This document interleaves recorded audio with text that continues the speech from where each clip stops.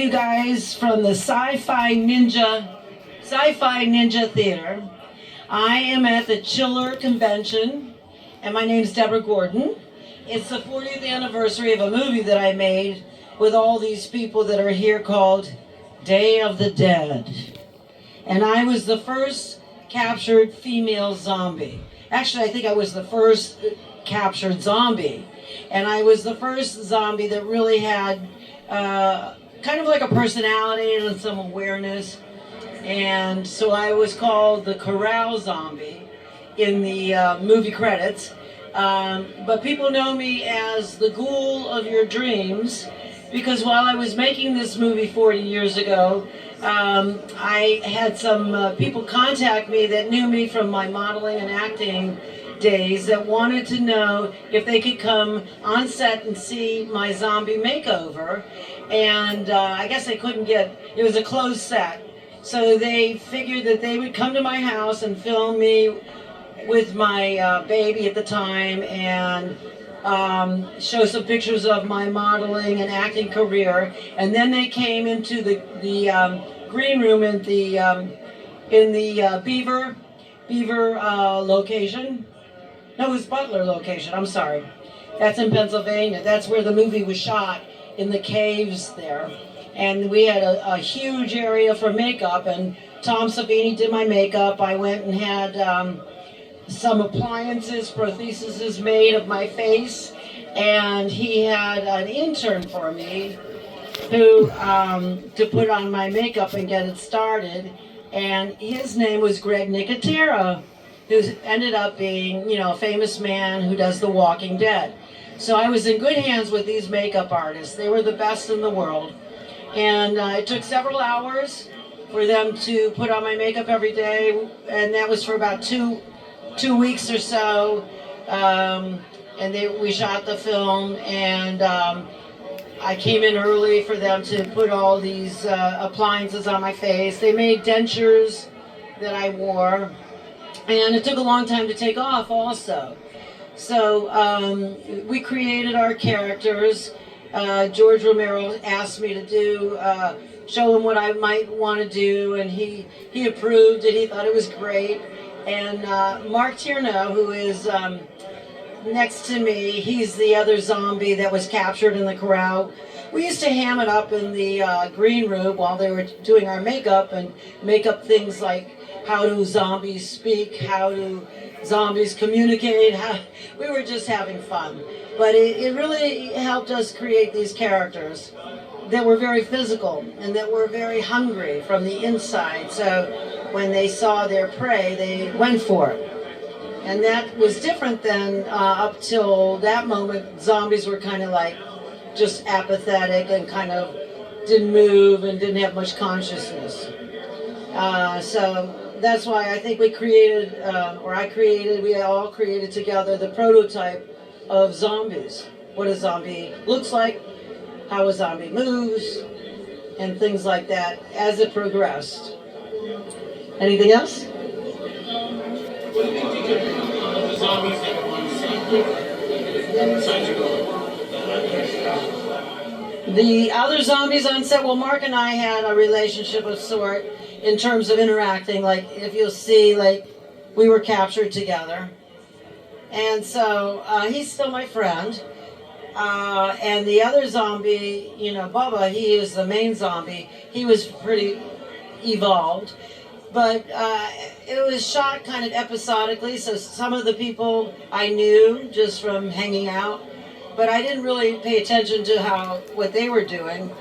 Although we all ended up creating synergy between us. I did Dawn of the Dead, but that was more like a zombie that was kind of like not really too animated. So this was different. And it was fun to be more athletic is what I'm saying. You know, more physical and more aggressive, like an animal. That's what I was thinking, that I was like an animal and I was hungry. So that's from your gut, you know, and that's how you make sounds. From the inside out.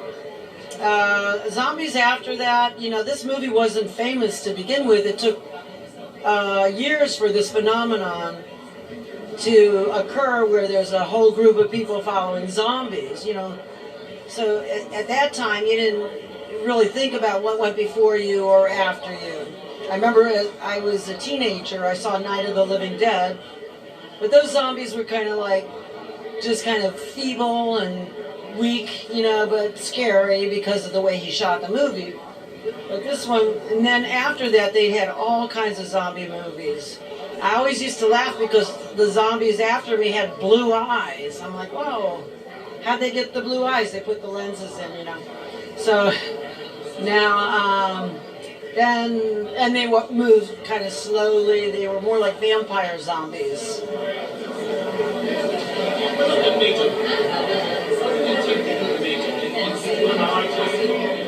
I had a hard time taking it off, and like I said, I was in the hands of Tom Savini and Greg Nicotera, and they, you know, I was younger, and I didn't really think about it. I sat in the chair. They were paying me to be, you know, for 2.5 weeks, whatever it was, a month, to be a zombie. It seemed like a pretty good gig, you know. I'm an actress, of course. I didn't really think about it because I would prefer to be doing a stage play, Shakespeare, a movie where I'm a real character. But it was a good job, and after the fact, this is what you end up being known for, is being known for this zombie. That's your claim to fame.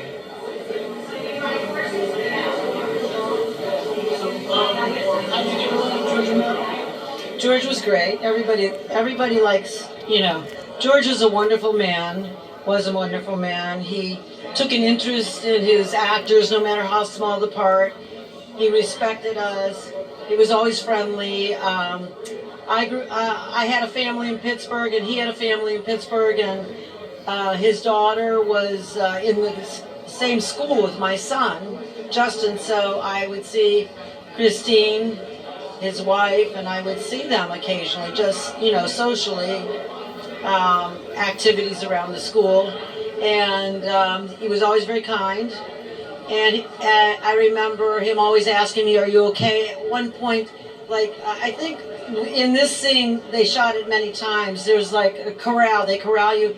And I think the pole must have fallen on my back from above. And he was very concerned. Of course, in those days, I said, "Don't worry about it. It was fine. It wasn't that bad." But he was always very concerned. And he asked me, he said, "Show me what you think a zombie should move." I said, "Well, what do you think?" He says, "No, you show me." So I did my zombie, which was based on an acting technique that I had studied called Grotowski, where you have an animal inside of you and you move like that animal, and you're hungry, and then the sound comes out. And I did it one time. He said, "That's it. That's it. You got it. That's it. Do that." So that was it.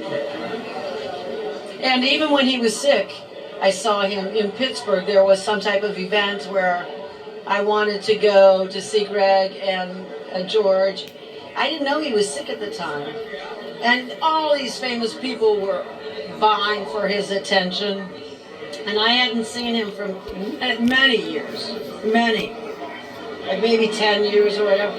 And he came over to me, "Oh, Deborah, how are you?" And everybody turned to look at me like, "Who's she?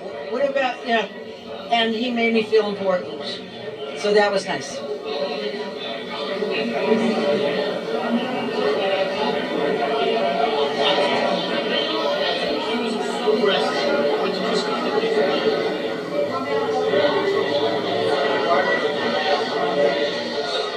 As it was progressing, I thought, I think this is interesting. I think this is going to be more than what I think it's going to be. And then when I went to the movie premiere, there were so many people on the street dressed up as zombies. And I had never been to a movie premiere where people dressed up, except maybe Rocky Horror Show or something like that.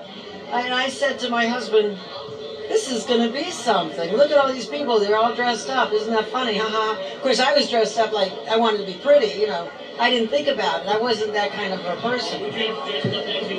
No, and I still don't, as you can see. So here's where they did the zombie makeover at my house. And they have pictures of me at home and then in the makeup room. And they picked it up on the TV guide, which is before most of your time, but they used to have these TV guides. Every week you'd get a TV guide that would tell you what was on TV. It was kind of fun, you know. And they had a show called Evening Magazine, which was the beginning of the kind of tabloid shows that they have now. And they featured my zombie makeover, and they picked it up nationally. So they had this half-hour zombie makeover from my house into being a zombie, and it was shown all over the country.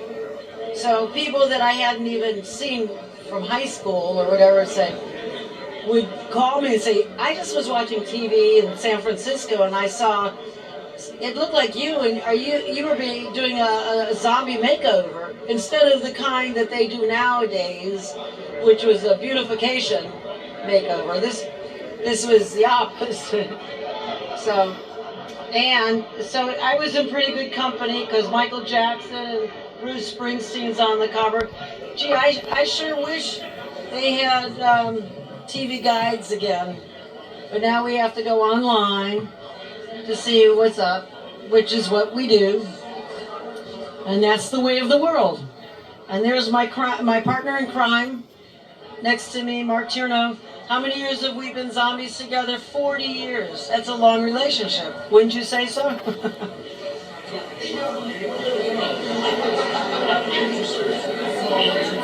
Everybody thinks I look like Jessica Lange, but I love Jessica Lange because her career has been in theater, in film. She's still performing, so that's a lot of longevity. When I was growing up, I